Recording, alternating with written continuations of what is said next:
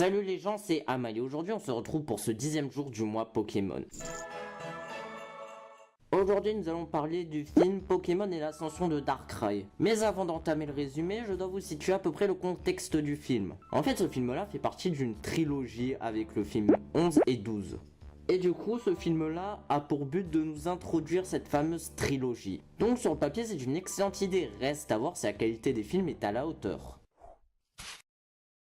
Tout commence dans une dimension inconnue où nous voyons Dialga, maître du temps, et Palkia, maître de l'espace, qui n'auraient jamais dû se rencontrer, qui naturellement se battent. Durant ce combat, Palkia se retrouve blessé, donc prend naturellement la fuite. Puis nous changeons de point de vue pour aller chez celui des protagonistes qui ont pour objectif d'aller dans une ville du nom de Anamos. Il y a une demoiselle du nom de Alice qui décide de les amener en montgolfière. Du coup, Alice fait la connaissance du Poké Group. Alice décide donc d'amener les protagonistes dans un parc qu'elle apprécie particulièrement. Après avoir fait un peu connaissance des lieux, il y a un Galam qui alerte Alice comme quoi il y a un problème dans le parc. C'est là que nous découvrons qu'il y a des anomalies spatio-temporelles. Puis intervient le baron Alberto qui accuse Darkrai de ces anomalies spatio-temporelles. Et nous faisons également la connaissance de Tonio qui est un ami proche de Alice. D'un seul coup, il y a Darkrai qui apparaît pour attaquer les protagonistes. Cependant, Sacha se prend une attaque trou noir par accident et fait un long cauchemar. Et dans ce cauchemar, il voit Palkia sous une eau. Et c'est là qu'ils sont arrivés dans un centre Pokémon grâce à Pikachu. On en apprend un peu plus sur Darkrai qui est censé être un Pokémon qui se cache aux yeux des humains et qui n'est pas si menaçant que ça au premier abord.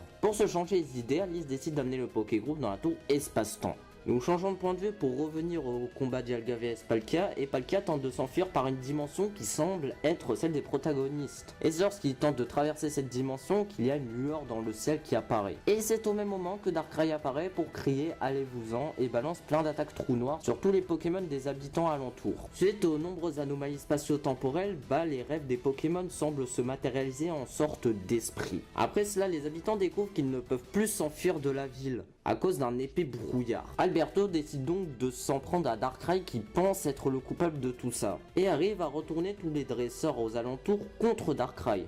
Et c'est alors que le groupe s'en prend à Darkrai qui se défend tant bien que mal. Alors que le Poké Group est également convaincu que c'est Darkrai le coupable, s'apprête à suivre Alberto. Cependant, il y a Alice et Tonio qui décident de les arrêter car ils sont persuadés que Darkrai n'a aucune mauvaise intention. Car Darkrai les a sauvés dans le passé, d'habitude n'est pas un Pokémon menaçant. Et c'est là que Tonio découvre sur son ordinateur qu'en réalité le coupable c'est Palkia. Car Palkia, en essayant de rentrer dans la dimension des protagonistes, a créé une faille spatio-temporelle, ce qui fait que la ville se désintègre au fur et à mesure. Ainsi, Palkia arrive à complètement pénétrer dans la dimension des protagonistes et Dialga le suit. Et c'est ainsi que Palkia et Dialga continuent leur combat. Alors que Ivy se désintègre de plus en plus, Alice a une idée. Elle décide de jouer le thème Oration dans la tour Espace-Temps. Ce thème Oration a pour but d'apaiser les Pokémon. Donc Sacha et Aurore doivent replacer ce disque Oration dans la tour Espace-Temps. Suite à de nombreuses péripéties, c'est ce qu'ils arrivent à faire. Mais entre temps, Darkrai a dû se sacrifier pour éviter qu'il n'y ait trop de chocs et que la ville se désintègre beaucoup plus vite que prévu. Après que Thème Oration ait été joué, Dialga et Palkia se calment. Dialga retourne dans sa dimension et le Poké Group demande à Palkia de arranger tout ça. Ce que Palkia fait. C'est alors que tout revient dans l'ordre mais ce protagoniste regrette la mort de Darkrai. Cependant, avant que le film se termine, nous voyons une ombre qui s'apparente à celle de Darkrai. Toujours en vie, et le Poké Group découvre que Darkrai est finalement en vie. Et c'est ainsi que se conclut ce 10e film. Bon, pour faire un bref avis sur ce film, pour commencer une trilogie, ce film est bon. Cependant, il manque quelques points qui peuvent rendre ce film excellent.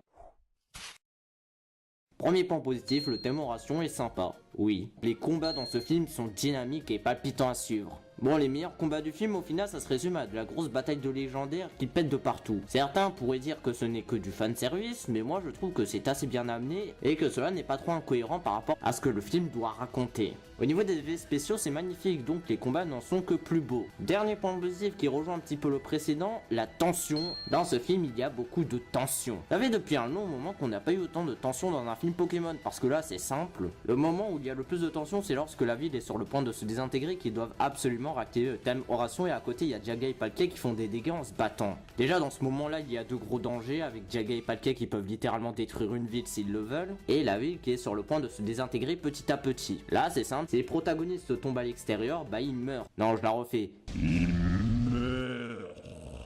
Et le fait qu'il y ait une espèce de compte à rebours aggrave la situation. Bon c'est assez commun dans la Japanimation mais je trouve que ici ça marche plutôt bien. Bon, le film a beau être très bon, mais il n'est pas sans défaut. Déjà, gros point noir du film, Darkrai n'est pas assez mis en avant. Malgré que je n'apprécie pas beaucoup le Pokémon, Darkrai n'est pas assez mis en avant pour un film qui est censé être le sien. Bon, je vais expliquer plus en détail le fond de ma pensée. Alors, tout d'abord, Darkrai a très peu de dialogue dans le film. Allez, vous-en.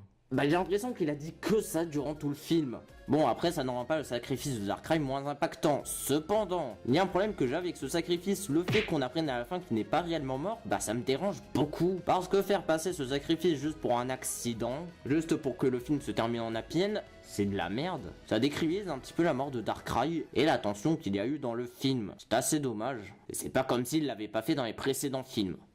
Donc au final, ce film-là est plutôt bon et introduit parfaitement la future trilogie qui se dresse devant nous. Reste à savoir si les prochains films seront à la hauteur. Est-ce que je vous le recommande? Bah je vous dirai si je vous recommande ce film ou non dès que j'aurai vu toute la trilogie, que j'aurai donné mon avis. Donc sur ce, je vous dis à demain pour la suite.